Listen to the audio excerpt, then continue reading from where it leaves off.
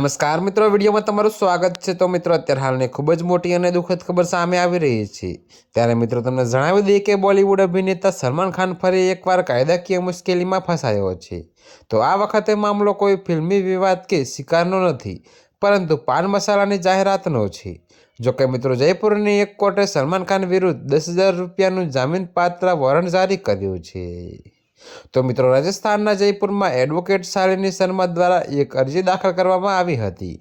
તો આ અરજીમાં આરોપ લગાવવામાં આવ્યો હતો કે સલમાન ખાન પાન મસાલા જેવી હાનિકારક વસ્તુઓનું પ્રમોશન કરી રહ્યો છે, જે સમાજ અને ખાસ કરીને યુવા પેઢી પર નકારાત્મક અસર કરે છે।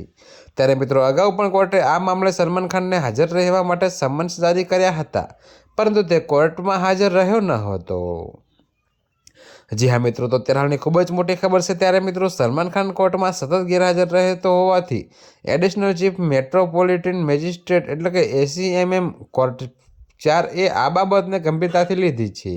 તો કોર્ટે હવે 10,000 રૂપિયાનું જામીનપાત્ર વોરંટ જારી કરીને તેને કોર્ટમાં હાજર થવા આદેશ આપ્યો છે। જોકે મિત્રો, નોંધનીય છે કે પાન મસાલા અને સિગરેટ એડવર્ટાઇઝિંગ મામલે અગાઉ પણ અજય દેવગણ, અક્ષય કુમાર અને શાહરૂખ ખાન જેવા દિગ્ગજ કલાકારો વિવાદમાં આવી ચૂક્યા છે।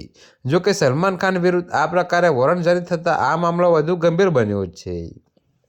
ત્યારે મિત્રો, અત્યારે હાલ માટે આટલું જ। મળીશું નવી અપડેટ સાથે। અને જો તમને અમારા વિડીયો પસંદ આવતા હોય તો વિડીયોને લાઇક, કોમેન્ટ, શેર અને અમારી ચેનલને સબસ્ક્રાઈબ કરવાનું ભૂલતા નહીં મિત્રો।